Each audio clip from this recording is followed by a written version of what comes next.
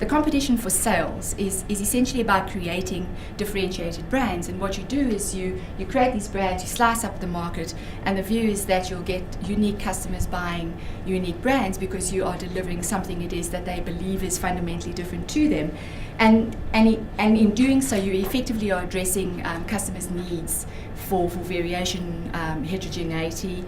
And what was interesting for me is that if you sort of follow that logic through, is ultimately you should get a situation where you have competing brands that are selling to very unique subsets of customers who are driven by unique image attributes. And therefore you should have significantly different loyalties. And what we certainly have found is that that's quite strange. And if you pull that even further along the continuum in terms of the logic, is that we should ultimately have very many brands in a category which are quite niche, and the sort of common wisdom, I suppose, is that you should be able to sell more product to them and build loyalty from an ever-increasing niche base. Now that doesn't work, as we know, in real life. Competition is probably more about competitive matching and avoiding competitors than necessarily introducing differences. And it's not necessarily a bad thing. The market can sustain quite a number of competitors and brands. But what happens in environments where you only have one, you can stand out and you can, stand for something that's meaningful. Transportation is a good one. But once that market starts growing and you get a level of hyper activity or hyper maturity in the category, a lot of those lines start blurring. So the notion of differentiation to some extent starts coming down to, certainly in my mind, competitive matching. I guess sometimes I even think it's probably imitation. Product proliferation, in a sense, doesn't mean product diversity. It's not inherently different. It's not inherently meaningful and valued in customers' minds. It's augmentation. It's multiplication of product. And in those scenarios where you have this hyper maturity, I don't know that customers can necessarily see the wood for the trees. Now, I'm not in any way saying that brands are not different. Yes, they are different. They have different names. They have different colors. They have different payoff lines. They have different logos. They're different. There's something else going on there. But is that difference material? And does it make a difference in the way people choose to buy? So I think as human beings, and certainly as businesses, we have a natural inclination to eliminate differences rather than to accentuate them. And you see that in cars, you see it in fast food, you see it in Huggies, you see it across the board. And in fact, the very way in which we engage in competitive practice, I think now, tends to cultivate convergence and conformity, which tends to manifest again within the groups of competitors. And so, oddly, the more diligently we compete, the less differentiated we actually appear in the eyes of our consumers. And so it's the old adage, I suppose, of birds of a feather flock together.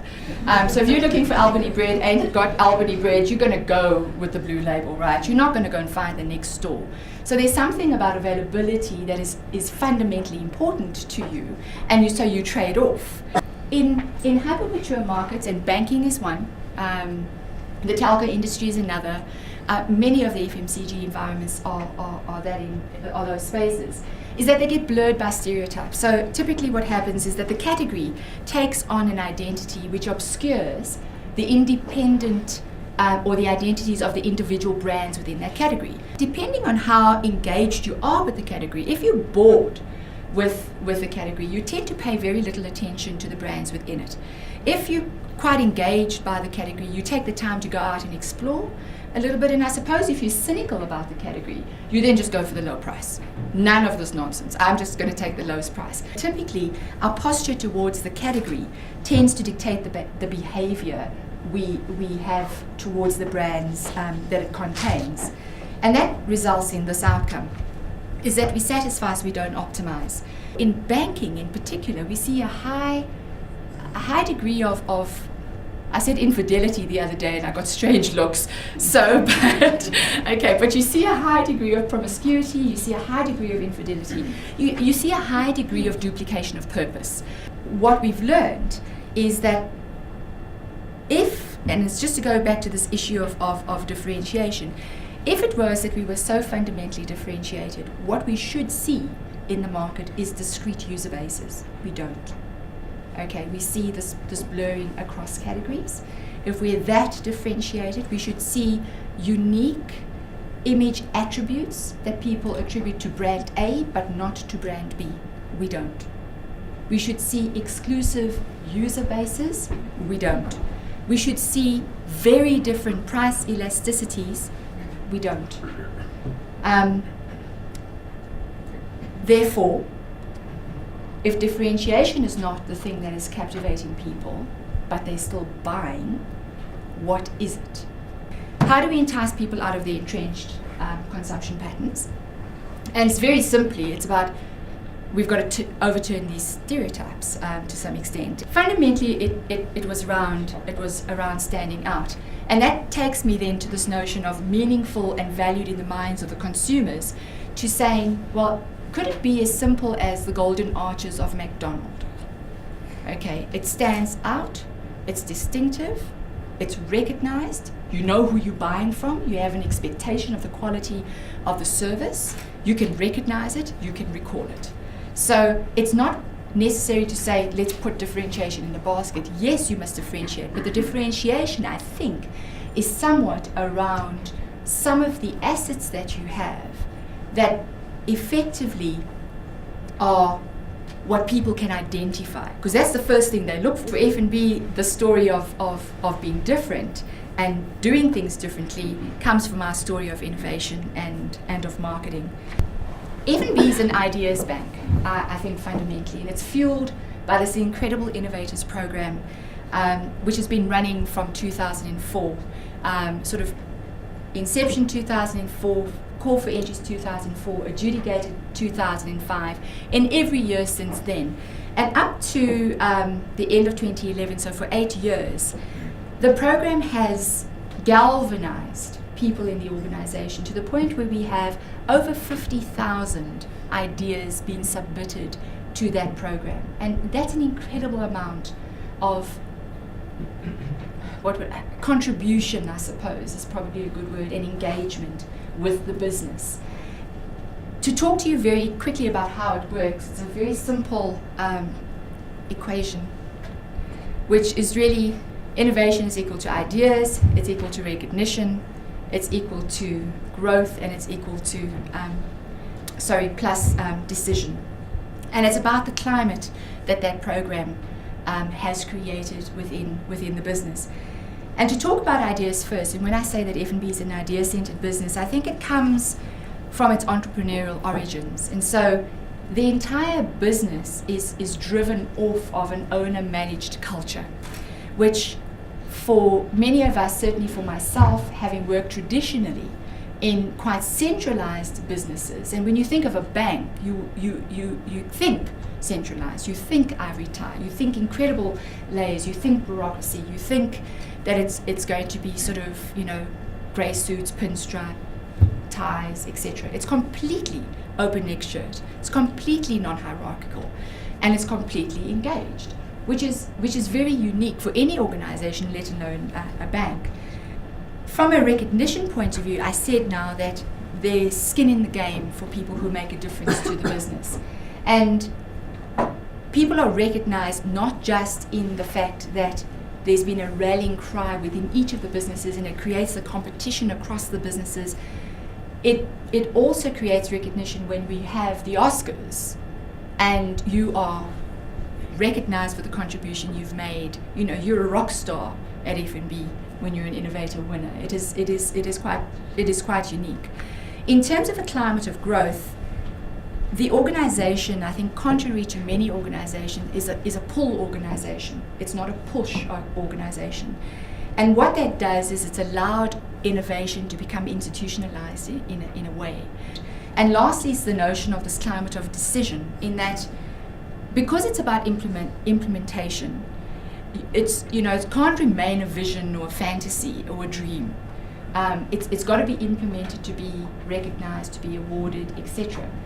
And what that does is it forces collaboration across the business.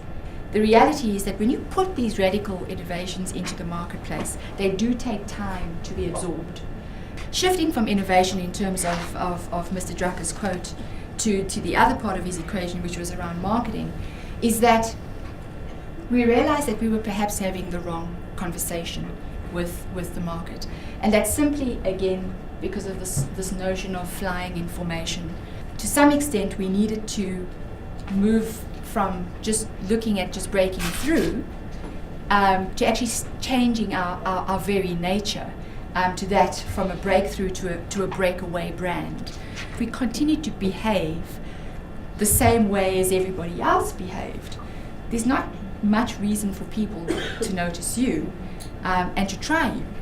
And we wanted people to notice us. We wanted people to try us. And so it was about shifting and trying to break some of those boundaries. Other banks' clients weren't just going to be sitting around waiting to change their minds about us. We had to prompt the reevaluation, not just of F&B. We needed to prompt the reevaluation they had of the services, the values, the product set, the proposition that they were actually receiving from their providers. Challenging inherited wisdom. We started asking whether we should be different. Did it matter? We started asking what it meant to be different, really, in banking, and whether we needed to be different for people to buy us. And we sort of looked at a couple of things. It was perceptions, it was attitudes, and it was behavior. If you're not the market leader, and if you don't have ubiquity, what then are the options available to you? And for us, it was to become a thought leader, to become this breakaway brand, which was highly distinctive, highly recognized, highly recallable in the marketplace.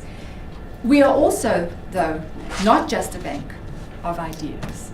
We're also a bank of ideals. We have a very deep-rooted value system within the bank, and it's born out of a single four-letter word. It's not the one you usually use. Our word is help, and fundamentally important to us. And so we have a very, very simple vision statement. It says, to be a great business, building a great world. That's what was important for us. It was ideas and ideals. It was emotional and rational, and the play on both of them alongside of very, very strong and consistent visual branding elements as well. So we looked to target the market as opposed to market to a target. Okay, slightly different perspective. The nature and the purpose of advertising is to actually reach the guy who's a very light occasional user and bring him into the fold. For us, it was to try and, as I said, flip and go from the bottom up in speaking to the laggards and in speaking to the late majority, because those are the guys who have the habits. The innovators flirt. They're in, they play, they're nice, they're out. Okay? The guys in the middle, the sort of early majority, are the guys who want the systems to work. And if the systems don't work, they'll wait. The later majority is the guy who makes a plan. He starts sorting it out, he figures it out for himself, he becomes quite predictable and habitual in his behavior. The laggards, their value, certainly for us, is that they give you all the reasons why they're resistant to the product.